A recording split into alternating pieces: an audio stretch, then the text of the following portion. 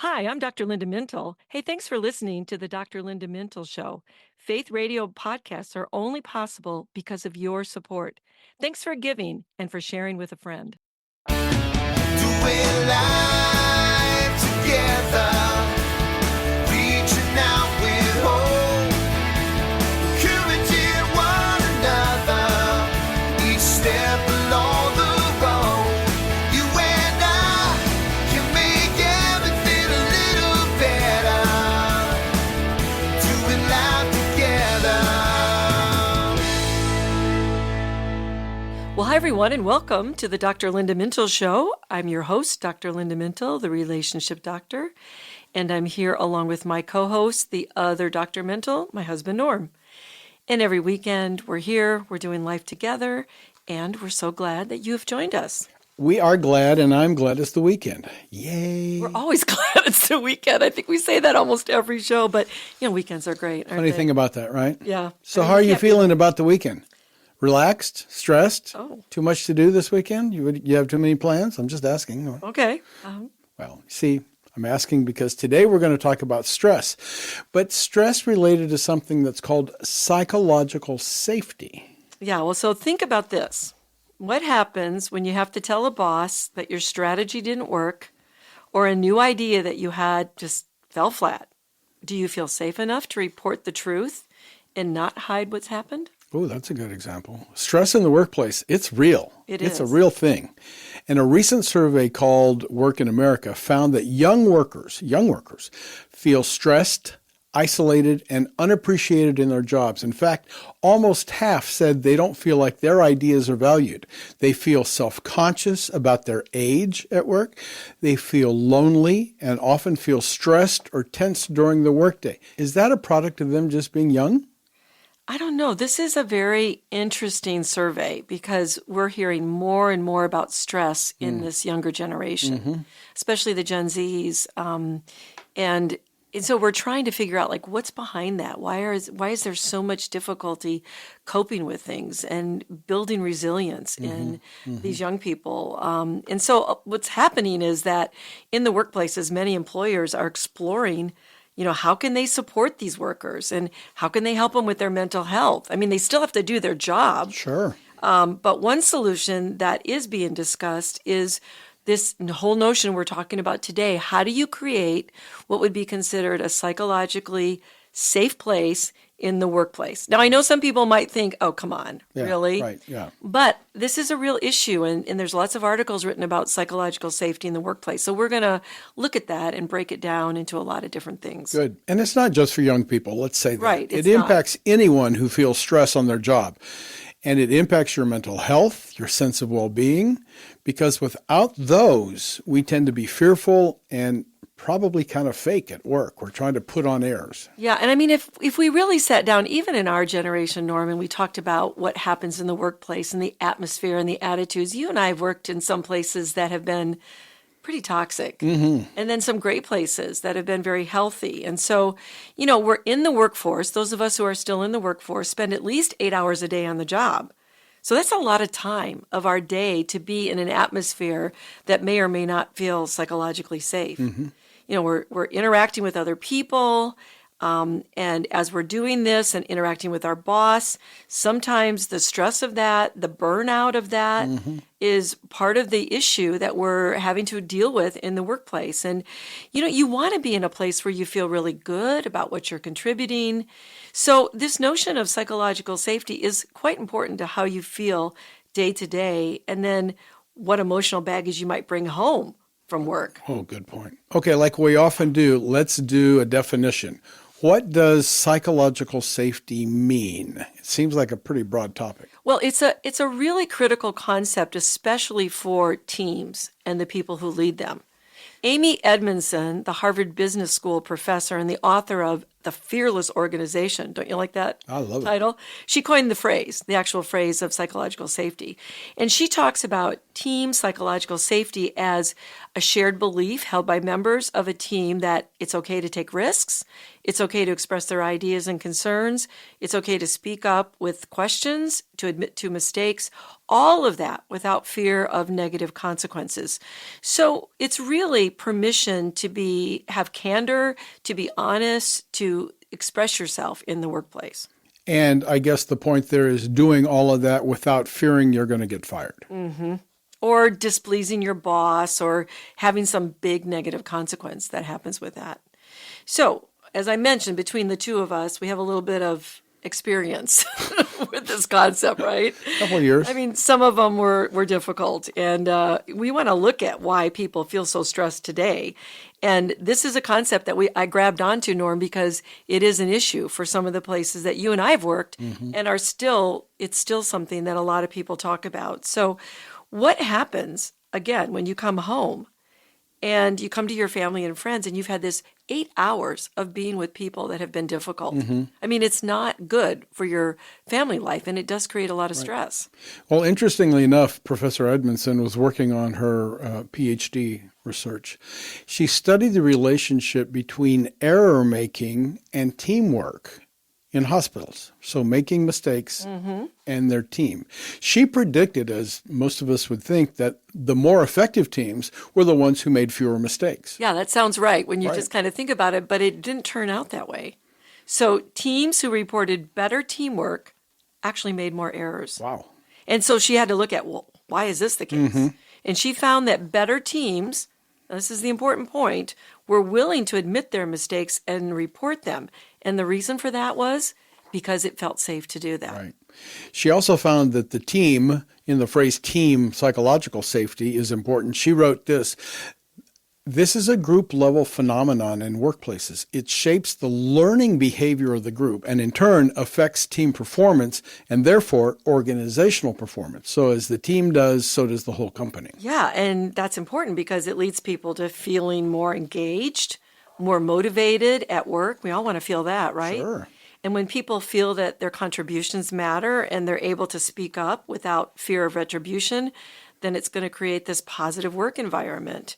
And when you can't do that, Norm, it's pretty stressful in the workplace.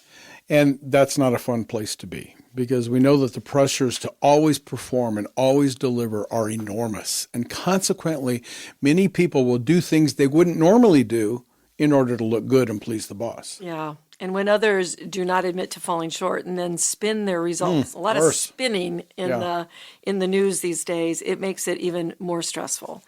So, because if you're someone who just doesn't want to pretend and you want to achieve good results, you tend to see fellow workers who do pretend as dishonest and certainly untrustworthy. So now we're talking about tension, between the team. Right. Our Harvard professor also noted that psychological safety leads to better decision making. And that makes sense. As people feel more comfortable voicing their opinions and concerns, often leading to a more diverse range of perspectives that the boss hears and should consider. And in almost every single case, that led to a much healthier workplace. Boy, and I can see how that's so important because you want to innovate, right? Sure. You want to get new ideas. And, you know, again, we've worked in places where speaking up is frightening because it's very punitive. They want you to just get your head down low and never question. And think of all the leaders who surround themselves with yes men, who never challenge their ideas or behavior. I think we would agree that those are the ones who probably get into trouble most often. Oh, absolutely. The people who believe their own press. Yeah, that was the saying that we used to say, But no dissent is dangerous as well, the other side of that. Some churches, for example, say, you've heard this phrase, do not touch God's anointed. And they're talking about the pastor or the leader of the ministry, which is really code for you can't disagree, you can't question, because they hear from God and they know everything. Well, those leaders have surrounded themselves with those people who protect them. Yes, people. They're never going to question. They're never going to disagree. And some of those workplaces are highly controlled by people who don't even want to hear a different voice or another opinion. And that totally stifles creativity and innovation. So we know this, and yet people continue to do it. So why is that? That, you know, leader after leader falls because the people around them don't say what they see, they don't confront, we see it constantly now, it seems like, in the news. And yet we don't make a turn. I think it's because they didn't ever learn how to be a healthy leader, and they didn't understand that there were opportunities to learn from other people's opinions. That's why I often tell our students that I teach that this college may be the last safe place where you can fail. Because when you get out in the real world, it's not so safe out there. But in a healthy environment, it's also true that psychological safety becomes contagious. Because once you feel safe, others will feel safe, and your team feels it. People sense it. This sense of security works its way out. We know people who have experienced the good and the bad. We actually know someone right now who is a member of a team. There are 3 teams in that office. Theirs is the only team that doesn't feel psychologically safe because they've got a toxic boss. These are difficult ways to work, and it stifles your energy and your creativity, and this person's in a very creative business. Yeah, and I feel bad because you really have to figure out ways that you can turn that tide around, and we're going to give some of those a little bit later in the show. But, you know, one of the groups that focuses on pleasing the boss just lives in constant stress in that office that we know about. That's all it is. It's all about pleasing the boss, please the boss, please the boss. Trying to figure out what's going to work, he'll like, what he won't like. Yeah, and so, you know, the team has a hard time working together because the objective isn't to please the boss. The objective is to come up with good content and what they're doing. So it is really stressful, and I want people to understand that we're not just talking about some fluffy concept about, psychological safety. You know, people hear these words and they go, what is that? We went to work all our life and we never dealt with that. But we're looking at why people have such skyrocketing rates of anxiety and stress and depression, and some of it has to do with what's going on in their workplace. And there are massive numbers of people in this country. A huge majority say they're unhappy at work. Yeah. Yeah, so this is a part of why. But there are a couple nuances we probably should discuss about psychological safety. It seems to matter more when employees need to use their discretion. For example, suppose you work in an organization where specific results are not prescribed, not even demanded, but rather you're tasked with doing something creative, something new, something collaborative. Then, if you have a sense of true safety, you're in a great place. Yeah, so you're talking about when the employee needs to be able to have that freedom to do that. Yeah, it's a real freedom issue.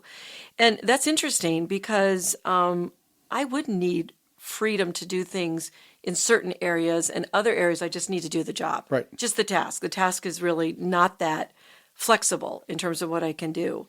I think we're just going back to the idea of maybe it's a little bit about knowing the ground rules, Norm, and what you can and cannot do in an organization.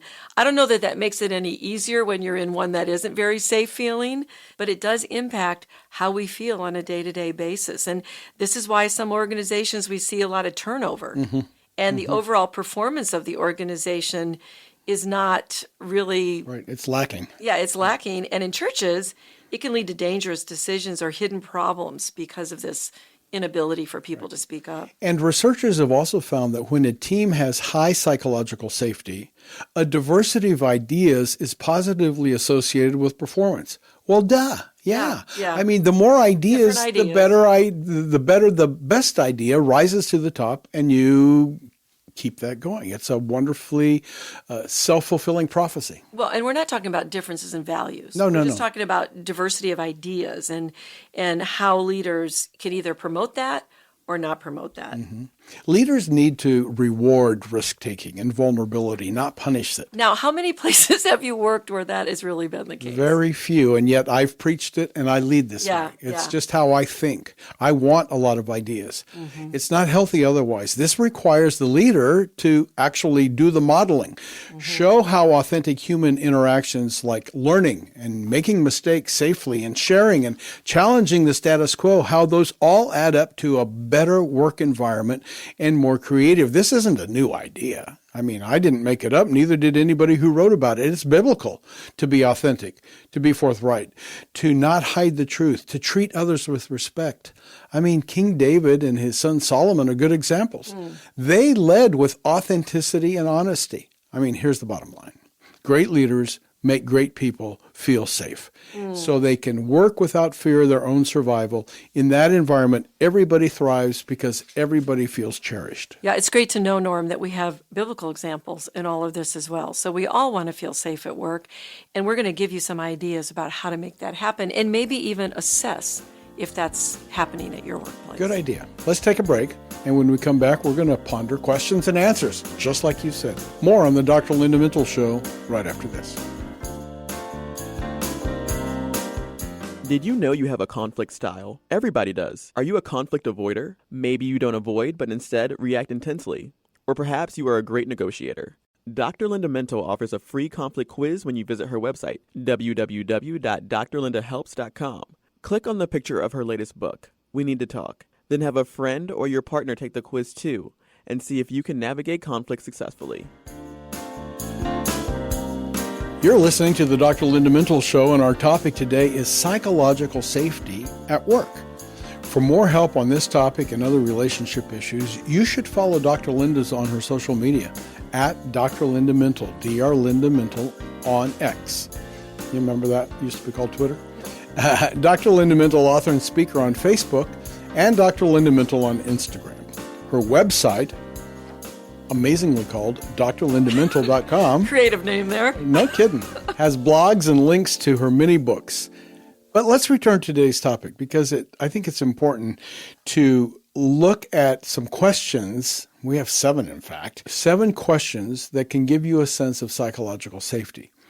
Think about these questions when you think about your work environment. Yeah, and these came from Edmondson. So this is the Harvard business person again who came up with these. And I thought they were really helpful. I looked them over and I wrote them down and I started thinking about where I work. And I thought, how many of these would I answer? Oh. Which way? Yeah, well, that's the idea, right? Yeah, it is. So think about these. Yeah, so the first one is if I make a mistake on this team or wherever I'm working, whatever environment I'm in, will it be held against me? That one is a pretty heavy one because that creates a lot of stress and pressure on people if they feel like they can never make a mistake. And that's probably something you'd call something like negative peer pressure, right? Yeah. I mean, if the people you work with are going to hold something against you because you messed up, they're going, well, it makes us all look bad. Yeah, well, and it does sometimes, but that's part of the deal of working on teams and getting along with other people.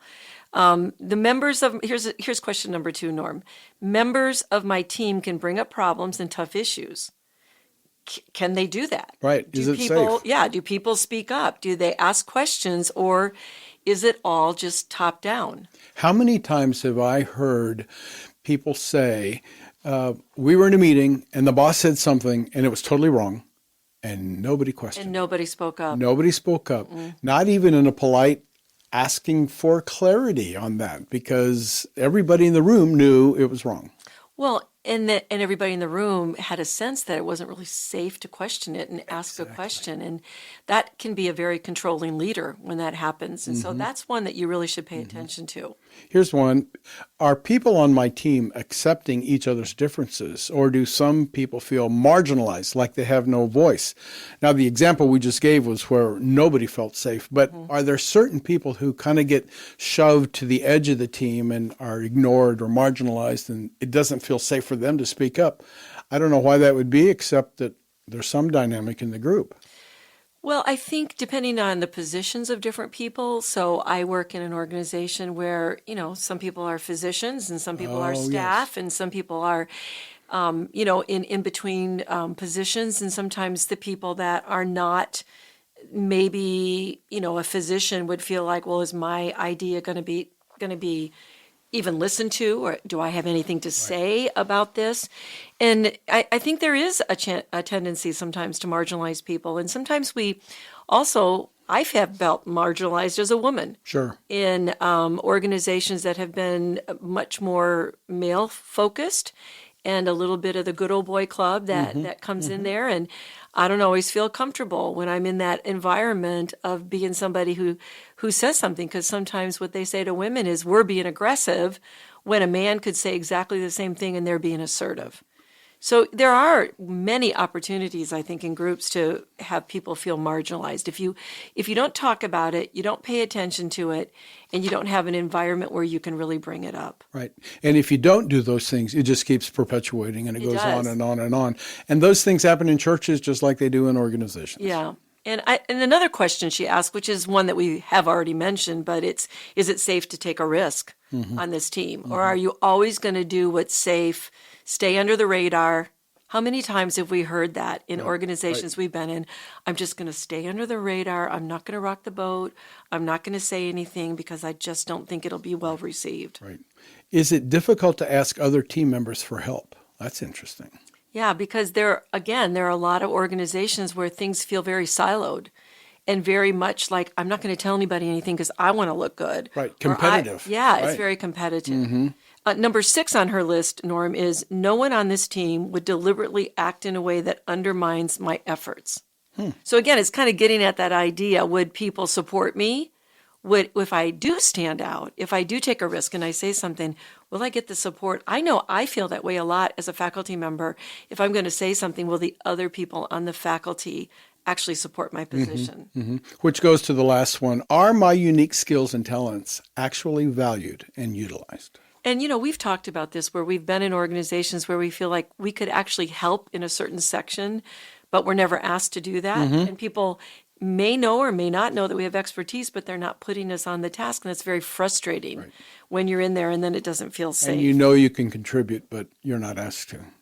So our point about all of this is that our psychological health does include this feeling of being safe at work. And again, I've said it over and over, but we spend a lot of time of our day in work environments. And there's a lot of things in there. There's, if you're going to feel psychologically healthy in a work environment, you have to be able to regulate your emotions. You have to find your esteem through God, not necessarily always through the work. The other people. Right. You have to have some level of resiliency because people are not going to always be nice or do things the way that you would want them to. And you have to learn how to cope with adversity and a lot of stress that comes your way. So psychological safety is one aspect of overall psychological health. And it sort of all bleeds together when you talk about it. So it all contributes to our health, which is why we're talking about this today. So if you're in an organization or a group where it doesn't feel psychologically safe, what kinds of things can you prescribe for us that will help turn it around? I think that number 1 is reversing that culture of silence and making it safe for people to speak up. That would be number 1. And part of what goes into that is having clear expectations, predictability in what you're doing, and fairness, as well as encouraging open communication without negative consequences. In essence, you have to have a humble attitude to listen without getting defensive. Which, Norm, relates to the next point, thinking about this, and make people who work for you feel like their voice matters. I mean, this is part of what we hear over and over is I don't feel valued. I don't feel like I'm contributing. I want to feel like I'm part of the team. Right. And that's, to me, goes back to cherishing who works for you. If the leader cherishes people as somebody's important child, then they're not going to stifle their ideas. They're not going to discourage their voice from speaking out. We all need to hear that our viewpoint matters, and we must be allowed to bring that input to help the overall cause. Yeah. And so I think another one is, what about leaders who admit their mistakes? I think that's helpful. You're right. That is helpful and healthy. Leaders who are healthy own their own mistakes and demonstrate how, through humility and honesty and authenticity, they can turn things around. Norm, sometimes Christians think that if I speak out or I question that I'm somehow not being godly. And we're not saying that being nice is not the same as being candid. I mean, you can be nice and still be candid with people, right? Sure. You can give your thoughts in an honest and appropriate way. That's what the Bible talks about when they say speak the truth in love. And sometimes I think doing that makes people feel uncomfortable. Well, okay. It does. Because mistakes don't feel good. They're uncomfortable. Being honest doesn't always feel good. It can be uncomfortable. But we have to value those things. We have to identify and value what we've learned from our mistakes and reinforce the benefits of ongoing learning, and that creates safety. Yeah. So as we come to a close we think that this is an important conversation. We want to consider the biblical truths involved in all of this. So we're talking about honesty, integrity, valuing others more than yourself, loving others, seeing their contribution to the mission and the vision for any organization. We all need accountability. We can see how problematic that has become when it's missing in organizations. But we also want you to show gratitude for diversity at your workplace. God gives people different gifts and the ability to discern different things for the overall good of the body. That's good. So do what you can to make things psychologically safe and talk about this at your organization. That could be a really great Have conversation. everybody listen to the podcast. That's right. Well, that's all the time we have today. So many thanks to my co-host, Norm Mintle, who makes the show a conversation, and to our technical producer, Katie Sims-Wilson. From all of us here at Faith Radio, we'll talk to you again next weekend. In the meantime, remember, we're doing life together, and it's better when you don't have to do it alone. Doing life together. Hey, thanks for listening to this conversation from the Dr. Linda Mintle Show. These conversations are available because of your support. Become a supporter now at myfaithradio.com. Please subscribe to the podcast so you don't miss any episodes, and share it with friends so we can live life to the fullest, walk confidently, and find healing and hope.